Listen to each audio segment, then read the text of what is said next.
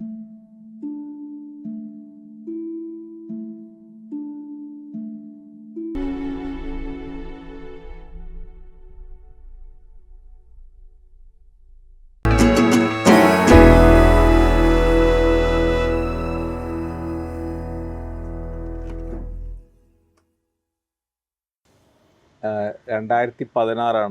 പിന്നെയും എന്ന് പറഞ്ഞ സിനിമ. അതാണ് വാസ്തവത്തിൽ ഇപ്പോൾ ഏറ്റവും ദീർഘമായ ഒരു വിശ്രമവേള തന്നിരിക്കുന്ന ഒരു സമയം. അതിനിടയ്ക്ക് കഴിഞ്ഞൊരു സിനിമ അടൂർ എടുത്തിട്ടുണ്ട് തീർച്ചയായിട്ടും. എന്നാലും ഈ സിനിമയുടെ ഒരു പ്രത്യേകത, ഇതിനകത്തൊരു ഡിസ്ക്ലൈമർ ഉണ്ട്. ഞാൻ അതിനകത്ത് ചെറിയ മുഖം കാണിച്ചിട്ടുള്ളതാണ് ആ സിനിമയിൽ. എൻ്റെ ഇൻ്റർവ്യൂ ബോർഡിൽ ഞാനും ഗൗരിയും CP നായരുമാണ് ഇൻ്റർവ്യൂ ബോർഡിൽ ഇരിക്കുന്നത്. ഈ സിനിമയുടെ ഒരുപാടൊരു സാധാരണ ഇല്ലാത്ത പോലെ അടൂർ വിമർശനം ഏറ്റുവാങ്ങിയ ഒരു സിനിമയും കൂടെയാണത്. ഇപ്പോൾ നേരത്തെ പറഞ്ഞ പോലെ രണ്ട് പെണ്ണുങ്ങൾ സിനിമ ദുർഗ്രഹം ആവാതെ പോയതിൻ്റെ സങ്കടം ആൾക്കാർക്കുണ്ടായി. അത് കൂടുതൽ സിമ്പിളായി പോയി എന്നുള്ളത്. പിന്നെയും വാസ്തവത്തിൽ ഏറ്റവും അധികം വിമർശന വിധേയമായ ഒരു സിനിമയാണ്. വിമർശനമല്ല, വിമർശനം നമ്മൾ വെൽക്കമാണ്. വിമർശനത്തിന് പകരം അപവാദങ്ങളാണ്. അതെ, അത് സംഘടിതമാണ്, ഒന്നിച്ചൊരുപാട്. അതൊരു സംഘടിതമായിട്ടൊരു സെറ്റ് ഉണ്ടായിരുന്നു. അതാണ് തിയേറ്ററിൽ പടം കണ്ടുകൊണ്ടിരിക്കുമ്പോൾ ഇയാൾ ഫോണിൽ പറയുകയാണ് ശരിയായില്ലെന്ന്, റിപ്പോർട്ടുകൾ കൊടുക്കുകയാണ്. ശരി, അങ്ങനെയായിരുന്നു. അതങ്ങനെ ഒരു പാറ്റേൺ ഉണ്ട്. ഒരുപാട് സ്ഥലത്ത് ഒരു ഏതാണ്ട് ഒരേ കാര്യങ്ങളാണ് പറയുന്നത് ഒക്കെ അതിനകത്ത്. ഈ സിനിമയുടെ അത് ഈ സോഷ്യൽ മീഡിയ എത്രമാത്രം ഈ ദൂഷണത്തിന് ഉപയോഗിക്കാമെന്നുള്ളതിൻ്റെ നല്ല ഒന്ന് ഉദാഹരണമാണ് ആ പടത്തിൻ്റെ. അതെ, സോഷ്യൽ മീഡിയ വന്നതിന് ശേഷം എടുത്ത സിനിമയാണ്. അതിൻ്റെ മുഴുവൻ ദോഷങ്ങളും അതിന് സംഭവിച്ചു. വേറൊരു തെറ്റും കൂടെ ഞാൻ ചെയ്തു. ഞാൻ പടം തീർന്ന വഴിക്കൊണ്ടെന്ന് റിലീസ് ചെയ്തു. കാരണം ദിലീപിൻ്റെ ഈ പടം എടുത്തു കഴിഞ്ഞാൽ വലിയ പ്രശ്നം ഡിസ്ട്രിബ്യൂഷനാണ്. ദിലീപിനൊരു ഡിസ്ട്രിബ്യൂഷൻ സെറ്റപ്പ് ഉണ്ട്. അതെ, അപ്പോൾ അതിൽ കൊടുക്കാമെന്ന് പറഞ്ഞു. അങ്ങനെയാണ് കൊടുത്തു. ദിലീപ് അഭിനയിക്കുന്നൊക്കെ ഇല്ല, എന്നാൽ പിന്നെ ആയിക്കോട്ടെ എന്ന് പറഞ്ഞു. അത് വലിയ തെറ്റായിപ്പോയി. കാരണം വെളിയിലൊക്കെ കൊണ്ടുപോയി കഴിഞ്ഞ് 10 ആൾ അറിഞ്ഞതിന് ശേഷം വേണമായിരുന്നു പടം ഇറക്കാനായി. ഇതിപ്പോൾ ഉടനെ വഴി കണ്ടവർക്കെല്ലാം വിമർശനമാണ്. ഒരു വിമർശനം എഴുതിയിരിക്കുന്നത് നാടകം പോലെ ഇരിക്കുന്നു, അത് നല്ല നാടകം പോലും അല്ല എന്നാണ് ഒരു വിദ്വാൻ്റെ. വളരെ മോശപ്പെട്ട നാടകം. അത് വായിച്ചാൽ എനിക്ക് തോന്നുന്നു ഇദ്ദേഹം നാടകത്തിനെ പറ്റിയോ സിനിമയെ പറ്റിയോ ഒന്നും ഒരു ലക്കാനും ഇല്ലാത്തൊരു പാർട്ടിയാണ് ഇത് എഴുതുന്നത്. അങ്ങനെ പെട്ടെന്ന് വിദ്വാൻമാർ ഒരുപാട് ഉയർന്നു വന്നു ഇതിൻ്റെ പേരിൽ. ഈ അന്ന് ദിലീപിന്റെ ഈ കോൺട്രവേഴ്സിക്കൊക്കെ മുമ്പായിരുന്നല്ലോ. അതെ, അപ്പൊ അതും ഒരു കാരണമല്ല. അല്ല, നമ്മൾ പടം എടുത്ത് അതിന് ശേഷമാണ് ഈ കോൺട്രവേഴ്സി. അതെ, ദിലീപിന് മുമ്പ് ഇങ്ങനെ ഒരു സിനിമ വേണമെന്ന് വല്ല ആഗ്രഹം അടൂരിനോട് പറഞ്ഞിരുന്നു? സിനിമ കാലമായിട്ട് പറയുന്നുണ്ടായിരുന്നു. പക്ഷെ എനിക്ക് തോന്നി ഇപ്പോൾ ദിലീപിന് പറ്റിയ റോളുമായിരുന്നു. അതെ, അല്ല ദിലീപിനകത്ത് നല്ലോണം പെർഫോം ചെയ്തിട്ടുണ്ട്. നല്ല പെർഫോമൻസ്. അതെ, പക്ഷെ എപ്പോഴും ഈ തമാശ സിനിമകളിൽ മാത്രം അഭിനയിച്ചിരുന്നൊരു മനുഷ്യൻ. അങ്ങനെ ഒരു പക്ഷേ ഇമേജ് ആയിപ്പോയി. അതെ, അതും ദോഷം ചെയ്തു. അതും ദോഷം ചെയ്തു. ദിലീപിനെ കാണുമ്പോൾ ഏതെങ്കിലും തമാശ കാണിക്കുന്ന ആൾ വിചാരിക്കുന്നു he's acting as a very serious role. അതെ, ഈ സിനിമയെ പറ്റി പറഞ്ഞ പോലെ ഇത് സുകുമാരക്കുറുപ്പിൻ്റെ ആയിട്ടാണ് റെഫറൻസ് എപ്പോഴും വരുന്നത്, സുകുമാരക്കുറുപ്പ് കേസുമായിട്ട്. പക്ഷേ അടൂർ അപ്പം തന്നെ പറയുന്നുണ്ട്, ഞാൻ തന്നെ പറഞ്ഞു, ആളുകൾ കാണുന്നതിന് മുമ്പേ തന്നെ പറഞ്ഞു, സുകുമാരക്കുറുപ്പിൻ്റെ കഥയാണ് എനിക്ക് പ്രേരണയായത്. അതിൽ നിന്ന് ടേക്ക് ഓഫ് ചെയ്താണിത്. സുകുമാരക്കുറുപ്പിൻ്റെ കഥയല്ലിത്. സുകുമാരക്കുറുപ്പിൻ്റെ കഥ എനിക്ക് അറിയേണ്ട ആവശ്യമില്ല. പക്ഷേ ഈ ഇൻഷുറൻസും ഒരു മനുഷ്യനെ കാറിലിട്ട് കത്തിച്ചതും അങ്ങനത്തെ വളരെ അങ്ങനെയുള്ള ഒരു ഫാക്ച്വാലിറ്റി ഉണ്ട് അതിനകത്ത്. അതിനപ്പുറമായിട്ട് അയാളുടെ കഥയല്ലത്. ഇതൊരു പണത്തിനോടുള്ളൊരു അത്യാർത്തി എന്നുള്ള ഒരു ഗ്രീഡാണ് അതിൻ്റെ പ്രധാനപ്പെട്ട വിഷയം എന്ന് പലയിടത്തും എഴുതി കണ്ടു. ഗ്രീഡ് മാത്രമല്ല, കാരണം അയാളെ ഒരു സ്വത്വം കിട്ടാതെ നടന്ന ഒരു കഥാപാത്രമാണ്. അതെ, അതാണ് അതിനകത്തൊരു വളരെ പുതിയ കാര്യം. ഗ്രീഡ് മറ്റൊരിടത്തും സുകുമാരക്കുറുപ്പിനെ വേണമെങ്കിൽ പറയാം, പക്ഷേ അതിൻ്റെ വ്യത്യാസം അതാണ്. അയാൾ സ്വത്വം തേടുന്ന ഒരാളായിരുന്നു. എന്നിട്ട് അയാൾ ഒരുപക്ഷെ കൈവിട്ട് പോയി കൊതിയടിച്ചാണ് അവളെ പ്രണയിച്ച് ഓടിച്ചത് കല്യാണം കഴിപ്പിക്കുന്നത്. പക്ഷേ എങ്ങനെ കഴിയുന്നു ജീവിക്കുന്നതിനെ പറ്റി അയാൾ ആലോചിച്ചില്ല. അയാളത് പറയുന്നുണ്ട്, പാടില്ലായിരുന്നു. ഗുരുവിന് ബന്ധുമ്പോൾ പറയുന്നുണ്ട് അത് പാടില്ലായിരുന്നു സാർ, ജോലിയൊന്നും ആയില്ല, പക്ഷെ കല്യാണം കഴിച്ചല്ലേ. അത് പാടില്ലായിരുന്നു ഇന്റർവ്യൂവിൽ വലിയ കുറ്റം പാവ പറഞ്ഞ ഒരു കുറ്റം ചെയ്ത പോലെ. പാടില്ലായിരുന്നു സാർ. അങ്ങനെ ഒരു കഥാപാത്രമാണ്. അയാൾ വളരെ ഇന്നസെന്റ് ആണ്. അത് കൊള്ളാം. ജോലിയില്ല, വരുമാനമില്ല, പക്ഷെ കല്യാണം കഴിച്ചു. അത് തെറ്റായി പോയി സാർ. തികഞ്ഞ ഉത്തരവാദിത്തമില്ലായ്മ. അതെ സാർ, തെറ്റ് തിരുത്താൻ എനിക്കൊരു അവസരം തരണം സാർ. പക്ഷേ ഈ എല്ലാവരും വിളിച്ച് അയാളെ ഉപദേശിക്കുന്നതേ ഉള്ളൂ. അയാളെ ഒരു ഇൻഡിവിജ്വലായിട്ട് അയാൾക്ക് നോ സ്റ്റാൻഡ്. അങ്ങനെ ഒരാൾ suddenly he gets into job, ഇങ്ങനെ അലഞ്ഞു നടന്ന് ഏറ്റവും അപകടം എന്ന് വെച്ചാൽ ഭാര്യയ്ക്ക് പോലും ഇയാളിലുള്ള പ്രതീക്ഷ കളഞ്ഞു. അതിന് പ്രധാനപ്പെട്ട ഒരു ഭാഗമാണ്. അവരെ ഇയാൾ അലഞ്ഞു അടിച്ച് ആദ്യം കാണിക്കുന്ന സീക്വൻസ് അതാണ്. അയാൾ ജോലിക്ക് പോയിട്ട് കഴിഞ്ഞിട്ട് അയാൾ വീട്ടിലോട്ട് പതുക്കെ പോയാൽ മതി. പതുക്കെ ബസ്സിൽ കയറിയിരുന്ന് ഇങ്ങനെ പതുക്കെ പോവുക. രാത്രി താമസിച്ചാൽ വീട്ടിൽ ചെല്ലുന്നത്. അപ്പോൾ മൂപ്പിലെ പത്രം വായിച്ച് മുമ്പ് ഇരിപ്പുണ്ട്. അയാളിങ്ങനെ നോക്കി ഒരു അകത്ത് ചെല്ലുമ്പോൾ അവർ മറ്റേ ചോറൊക്കെ എടുത്ത് വയ്ക്കും. മറ്റൊക്കെ വീട്ടിൽ ആഹാരമൊക്കെ കഴിച്ചു. അപ്പോൾ ഇയാൾ ഇങ്ങനെ പോയ കാര്യം പറയാമെന്ന് വിചാരിക്കും. ആ പോയത് എന്തായെന്ന് പോലും ഭാര്യ ചോദിക്കുന്നില്ല. It is taken for granted that he won't get an അപ്പോയിൻമെന്റ്, he won't get a job, is just return of him. അതാണ് അവസ്ഥ. അതിൽ നിന്ന് അയാൾ ഒരു കയറി പിടിക്കുകയാണ്. ഇത് പിടിച്ചിട്ട് സഡൻലി അയാളുടെ ഫ്രണ്ട്സ് ആരോ പോയി ആരോ സഹായിച്ചിട്ട് അയാൾക്ക് ഒരു ജോലി കിട്ടി.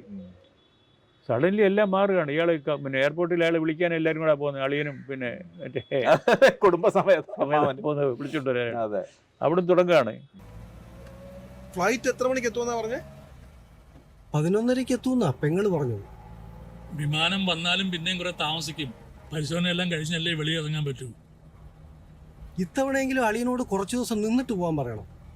2-3 ദിവസത്തേക്ക് വന്നേച്ചു പോകാൻ എന്തും വേണ്ടി കാശാവുന്നത്. അത് അയാളുടെ കൊടുക്കാൻ കാശുള്ളണ്ടല്ലയോ?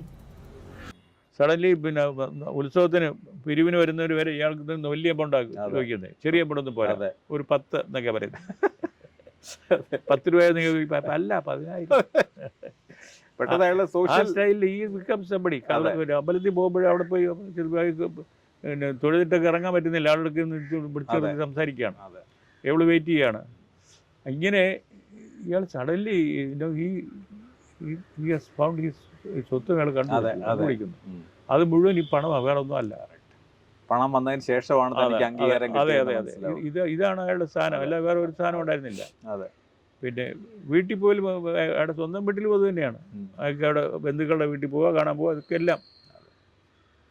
പക്ഷേ ഇയാൾ ഈ ആപത്തിന് ഇതിൻ്റെ വളരെ പ്രധാനപ്പെട്ട ഭാഗം എന്ന് പറയുന്നത് ഒരു രീതിയിലും ഇൻവോൾവ് അല്ലാത്തവരാണ് മറ്റവരെല്ലാം ഇയാളുടെ ഈ കൃത്യത്തിലൊന്നും. അവരെല്ലാം ഇയാൾക്ക് വേണ്ടി സംസാരിക്കുകയാണ്. പുരുഷോത്തം നായർ എല്ലാവർക്കും ഒരു ഉപകാരിയായിരുന്നു. ഇവിടെ അയലത്തെ പിള്ളേർക്കൊക്കെ ഫീസ് കൊടുക്കാൻ കാശില്ല എന്ന് പറഞ്ഞൊന്ന് ചോദിക്കുമ്പോൾ ബന്ധവും സ്വന്തം ഒന്നും നോക്കാതെ സഹായിക്കും. പഴയ കാറായിരുന്നു. വല്ല ഷോർട്ട് സർക്യൂട്ടുമായിട്ട് കത്തിപ്പോയതാണെന്നാണ് എൻ്റെ സംശയം. ഇയാൾ മരിച്ചെന്ന് പറയുക. അവരൊക്കെ മരിച്ചതിൻ്റെ ദുഃഖത്തിൽ കിടക്കുക. ഈ ഒരു ദുഷ്കൃതം ചെയ്യാത്ത ഭാര്യ പോലും അവൾ സങ്കടപ്പെട്ട് കിടക്കുകയാണ്. കഴിക്കാതെ ആഹാരം കഴിച്ചില്ല. ഇയാൾ മരിച്ചു പോയി അങ്ങനെ കാണിച്ചില്ലേ ഒക്കുള്ളൂ. അതിന്റെ ഒരു ഹോൾ. പക്ഷെ ആ ഭാര്യയ്ക്ക് മാത്രമേ അറിയുള്ളൂ അല്ലേ? ഈ എല്ലാവർക്കും വീട്ടിലുള്ളവർക്ക് അറിയാം. അമ്മായിയപ്പനും ഇവർക്കെല്ലാം അറിയാം. അവരും കൂടെ ബോഡി അന്വേഷിച്ച് പോയത് അവരുടെ ഈ കൊലപാതകം നടത്തുന്നതിലും അവരൊക്കെ കൂടെ ചേർന്ന് അവര് അമ്മാച്ചന്. അങ്ങനെയെങ്കിലും ഇവൻ രക്ഷപ്പെട്ടോട്ടെന്ന് വിചാരിച്ചിട്ടാണ് ചെയ്യുന്നവര്. പക്ഷേ അവരുടെ എല്ലാം വലിയ ട്രാജഡീസാണ്. അവരെല്ലാം ഞാൻ ഇൻവോൾവ് ചെയ്യുന്നവരെല്ലാവരുടെയും ട്രാജഡീസാണ്.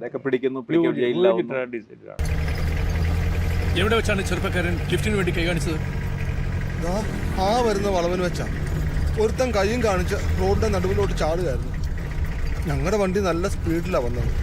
ചവിട്ടിട്ടൊന്നും നിന്നില്ല. ഇടിച്ചതും അയാൾ ചെന്ന് തെറിച്ചു വീണു. എന്നിട്ട് നിങ്ങൾ അയാളെ ആശുപത്രിയിൽ കൊണ്ടുപോകാത്തത് എന്താ? ഒരാൾ പറഞ്ഞു ഞാൻ ജയിലിൽ കിടന്ന കാര്യം കാണണ്ടെന്ന്. ശരിയാകും. ഇങ്ങനെ ഒരു whole tragedy of not only that family but the others. വീട്ടിലെ അവരുടെ പിന്നെ ഭർത്താവിനെയാണ് അവർ കൊന്നത്. അവർക്ക് ഒരു മകനുണ്ടായി. ഇവനാ വരുന്നത് പിന്നീട്. ഇവിടെ ഹോൾ തിങ് ഈ ഒരു പറഞ്ഞില്ലേ സിറ്റുവേഷനിലായിട്ട് ആളുകളെല്ലാം അവരുടെ ക്യാരക്ടറെല്ലാം മാറുകയാണ്. വളരെ ലോഫ്റ്റി ക്യാരക്ടേഴ്സാണ് അവരെല്ലാവരും മാറുകയാണ്. അപ്പോൾ അത് നോക്കുമ്പോൾ വാസ്തവത്തിൽ അടൂരിൻ്റെ എല്ലാ മറ്റ് സിനിമകളിലൊക്കെ ഉള്ള ഒരു നിരന്തരം അടൂരിനെ ഹോണ്ട് ചെയ്യുന്ന ഒരു വിഷയമുണ്ടല്ലോ, ഈ ഐഡന്റിറ്റി, അതിൻ്റെ ഒരു റിപ്രസൽറ്റും അതിനുശേഷം അതിൽ നിന്നൊരു പുറത്ത് ചാടാനുള്ള ഒരു ആഗ്രഹവും എല്ലാം പല ആദ്യം മുതലുള്ള പല സിനിമകളിലും. അതാണ് വാസ്തവത്തിൽ ഈ സിനിമയെ ഒരു സുകുമാരക്കുറുപ്പിൻ്റെ കഥയെ നിന്നൊക്കെ ഉയരത്തിലാക്കുന്നത് ഒരു പ്രധാനപ്പെട്ട സംഗതി. സുകുമാരക്കുറുപ്പിന് അതൊരു അതെ, അതൊരു മുമ്പിൽ നിൽക്കുന്ന ഒരു അതിനപ്പുറമായിട്ടൊന്നുമില്ല. അതിനപ്പുറമായിട്ടൊന്നുമില്ല. അത് ഞാൻ ഉപയോഗിച്ചു, അത്രേ ഉള്ളൂ. അതിനകത്ത് അത് that is A take off from it. അതെ. പിന്നെ സുകുമാരക്കുറുപ്പ് ആരാന്നോ എന്തുവാന്നോ എന്നോട് ഒരിക്കൽ തൃശ്ശൂർ റെയിൽവേ സ്റ്റേഷനിൽ നിൽക്കുക, ഞാൻ ഇങ്ങോട്ട് വരാൻ ട്രെയിനിന്. അപ്പോൾ ഒരു ജേർണലിസ്റ്റാണ് പുള്ളി. എന്നോട് ചോദിച്ചു സുകുമാരക്കുറുപ്പ് എന്തുവാണോന്ന് ചോദിച്ചു. ഞാൻ പറഞ്ഞു അല്ല ഈ ഉണ്ണത്താന്മാരും കുറുപ്പന്മാരും ഒക്കെ ബന്ധുക്കളായിരിക്കുമല്ലോ എന്ന് പറഞ്ഞു. ഞാൻ പറഞ്ഞു ആ കൂടത്തില്ല, അയാൾ ഇവിടുത്തെ ആരാന്ന് പോലും എനിക്ക് അറിഞ്ഞുകൂടാന്ന്. ആൾക്കാരങ്ങനെയാണ്. കാരണം അതൊരു പെട്ടെന്ന് ഒരു സുകുമാരക്കുറുപ്പ് അത്ര കേരളത്തിൽ അത്ര പ്രധാനപ്പെട്ട ഒരു വാർത്തയായിരുന്നുകൊണ്ട്. പക്ഷേ അത് ഈ പറഞ്ഞ പോലെ അതില്ലാത്ത സുകുമാരക്കുറുപ്പിൻ്റെ കഥയിൽ എങ്ങും ഇല്ലാത്ത ഒരു ഇൻഡിവിജ്വൽ ക്രൈസിസ് ആണ്, ഒരു വ്യക്തിസത്വ പ്രതിസന്ധിയാണ് ഇതിനകത്ത് അതിനെപ്പറ്റിയാണ് പറയുന്നത്. അതെ, ഈ ഒരാൾ ഗ്രീഡ് കൊണ്ടുപോയി ഇതിനെ പറ്റി അല്ല. അതെ, അത് അയാളുടെ ആ നഷ്ടപ്പെട്ടു പോകുമോന്ന് ഭയന്ന് അയാൾ വീണ്ടും പണം ഉണ്ടാക്കാൻ ശ്രമിക്കുകയാണ്. അല്ലേ, അത്രേ ഉള്ളൂ. അതാണ് ഇതിൻ്റെ എല്ലാം അടിസ്ഥാനം. പുള്ളി അയാളുടെ പാവമാണ് അയാൾ. അതുകൊണ്ടാണ് അയാൾ വിചാരിച്ച് ഈ പണം ഉണ്ടാക്കുകയാണ് ഏറ്റവും പ്രധാനം. അതിൻ്റെ അടിസ്ഥാന ഘടകം എന്ന് പറയുന്നത് പണമാണെന്ന് അയക്കുന്ന ബലമായി വിശ്വാസമായി. അപ്പോൾ ഭാര്യ പറയുന്നതൊന്നും പോകണ്ട, നമുക്ക് ഉള്ളത് കൊണ്ട് ജീവിച്ചാൽ മതി എന്നൊക്കെ പറയുന്നുണ്ട്. ഇല്ല അത് പറ്റത്തില്ല, ഒരു ദിവസം ഞാൻ മരിക്കുന്നു എന്ന് പറഞ്ഞിട്ടാണ് ഇയാൾ കഥ പറയുന്നത്. അതെ.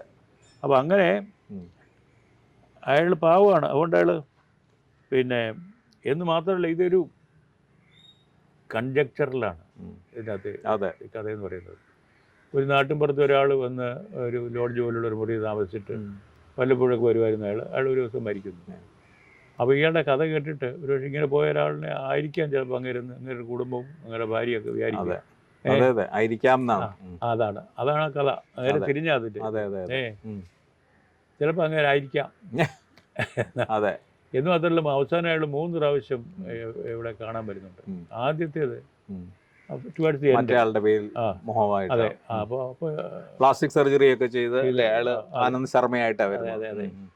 അപ്പോൾ അയാളുടെ വരുന്നത് എവളുടെ ആഗ്രഹമാണ് അയാൾ വന്നെങ്കിൽ എന്നുള്ളത്. ശരി, ശരിക്കും വരുന്നതല്ല. രണ്ടാമത് വരുന്നത് ഇയാൾ വന്നാൽ ഞാൻ എന്ത് ചെയ്യും എന്നുള്ളതിനെ പറ്റിയാണ്. മൂന്നാമത് വരുന്നത് അവൾ റിജക്റ്റ് ചെയ്താണ്. നാലാമത് വരുന്നത് അയാൾ യാത്ര പറയാൻ പോകും. ഇങ്ങനെ 4 വരുന്നത്. ഇത് റിയലും ആകാം, അൺറിയലും ആകാം, ഇമാജിൻഡും ആകാം.